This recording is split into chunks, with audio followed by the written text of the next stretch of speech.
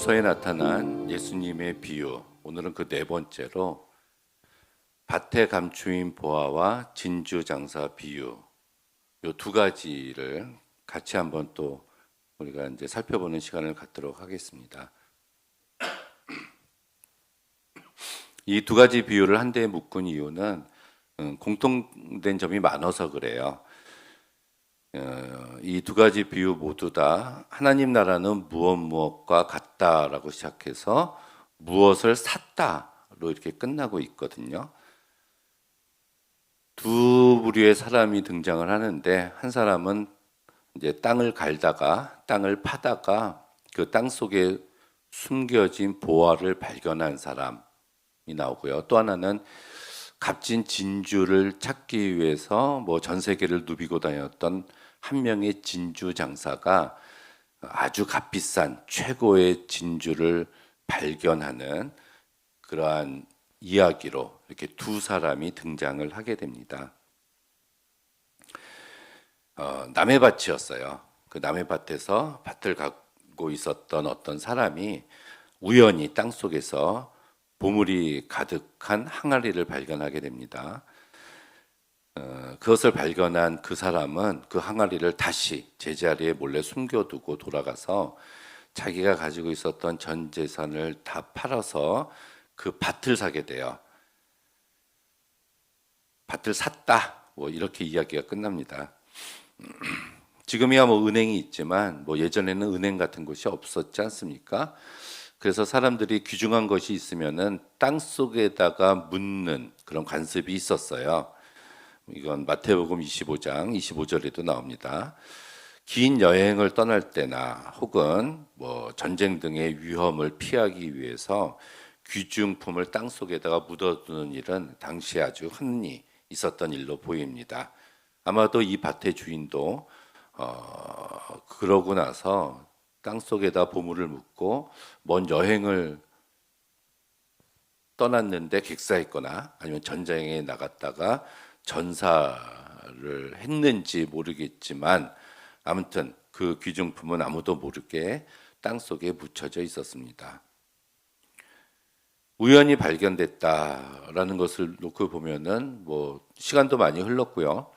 또 그 밭의 소유주도 여러 번 바뀌었을 수도 있어요. 아무튼 그가 밭을 갈던 사람이 소유를 팔아서 그 밭을 샀던 것으로 보면은 확실하게 그 밭은 이 사람의 토지가 아니었다는 것은 우리가 알 수가 있겠죠. 자, 여기서 우리는 한 가지 생각해 봐야 될 점이 보물이 있는 곳입니다. 이 말씀 속에서 보물은 높은 산 아니면 깊은 바다 속이 아닌 어떤 의미에서는 평범한 밭에 감추어져 있었어요. 구중 궁궐이나 호화 별장의 금고 속에 숨겨져 있었던 것이 아니었습니다. 이 밭이라는 곳은 어떤 곳이죠? 열심히 갈아서 씨를 뿌리고 생산적인 것을 생산물을 생산해내는, 먹을 것을 생산해내는 우리의 삶과 아주 밀접한 공간이 있는 곳이 이 밭입니다. 삶의 터전이라고 볼 수가 있죠. 근데 그 귀중한 보물이 이 특별할 것이 없는 공간인 밭에 감추어져 있다. 그래서 감추인 보화라고 이야기를 합니다.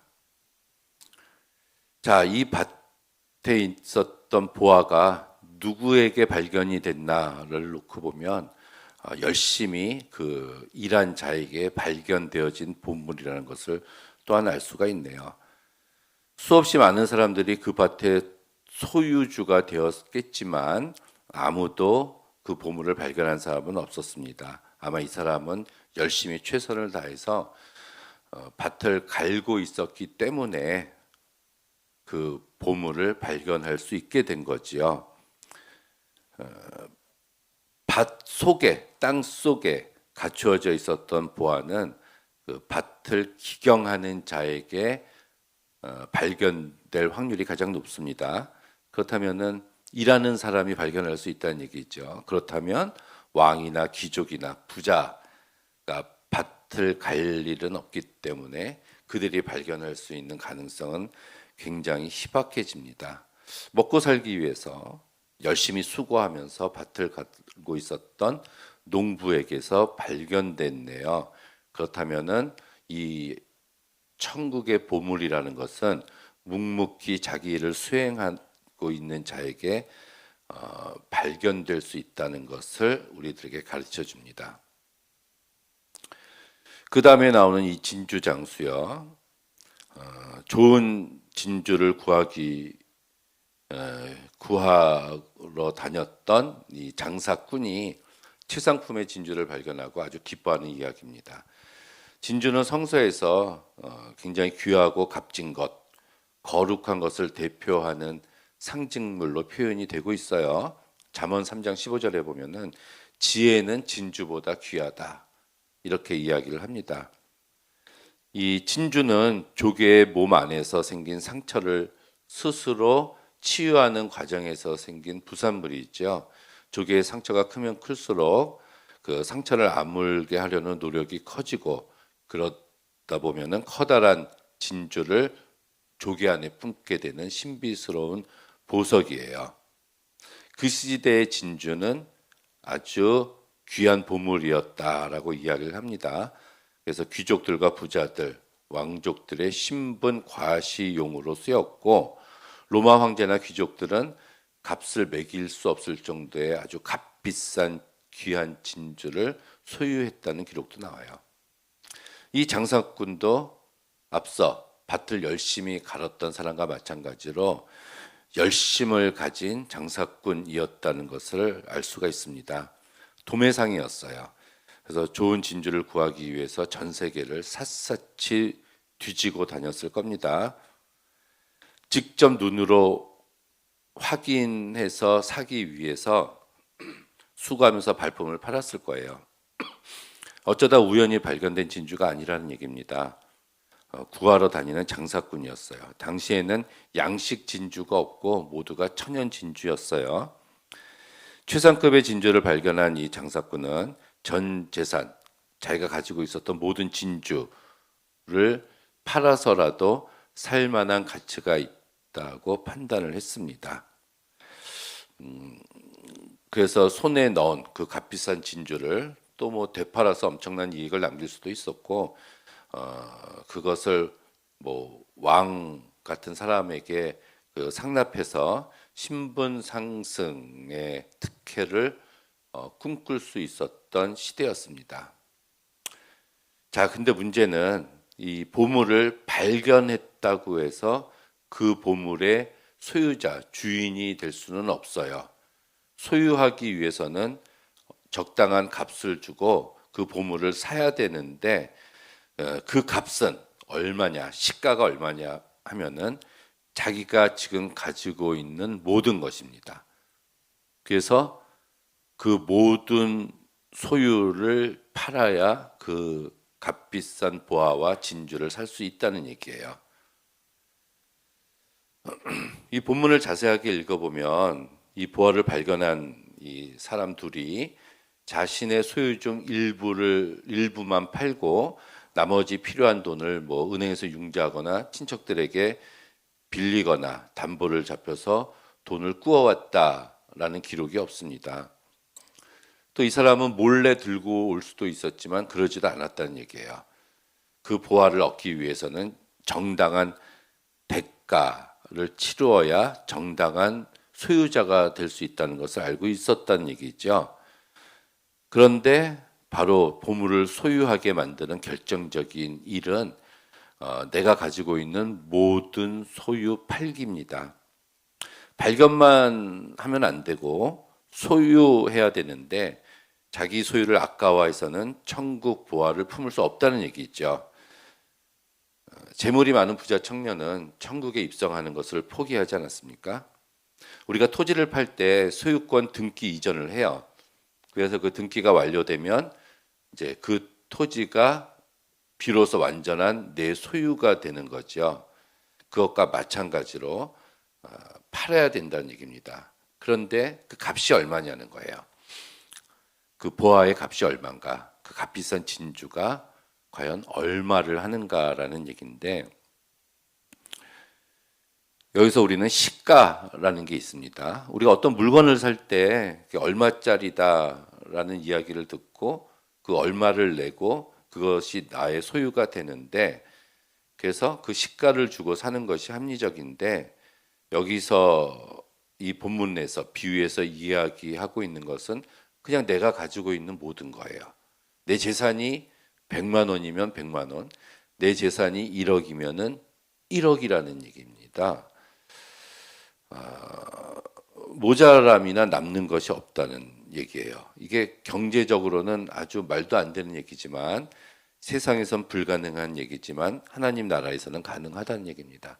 그렇다면 가난한 자는 가난한 대로, 부자는 부자대로 자기가 가지고 있는 모든 소유를 팔기만 하면은 이 보화를 살 수 있다는 건데, 이 보화를 사는 것이 바로 천국을 소유하게 된다라는 얘기네요. 그렇다면 하나님 나라는 가난한 사람이나 부자 모두에게 누구에게나 소유할 수 있는 기회가 똑같이 주어졌다는 얘기입니다. 다만 그 사람들이 자기가 가지고 있는 모든 소유를 팔기만 하면 된다는 얘기예요. 이게 뭐 참 이상한 경제 법칙이죠. 자기가 가지고 있는 소유, 내가 지금 가지고 있는 것을 파는 것을 아까워해서는 천국을 소유할 수 없다는 얘기입니다. 그럼 하나님 나라를 선택할 것인가, 세상을 선택할 것인가, 우리는 결정을 해야 돼요.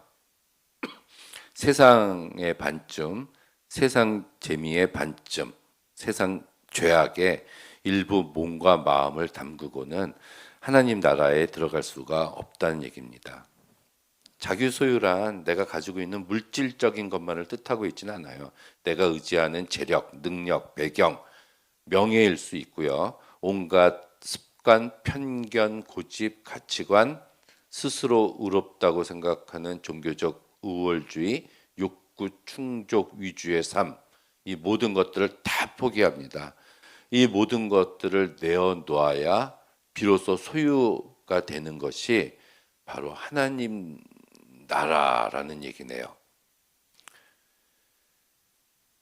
자기 소유를 다 판다는 것, 처분한다는 것은 과거와의 단절을 뜻하고 틀에 박힌 삶의 안정을 포기하는 일입니다. 그런데 이 소유를 다 파는 행위는 바로 이 비움에서 시작이 됐죠. 비우는 행위는 나중에 채움을 위해서 먼저 반드시 선행되어야 할 일입니다. 무엇을 우리가 채우고 싶다면 채울 수 있는 빈 공간이 필요하잖아요. 자기의 소유를 내려놓고 비워야지만, 자신의 소유를 다 팔아야지만 하나님의 나라를 소유할 수가 있습니다. 하나님 나라의 기쁨과 평안, 사랑을 채울 수가 있어요. 예수 그리스도가 그 안에 들어오실 수가 있습니다.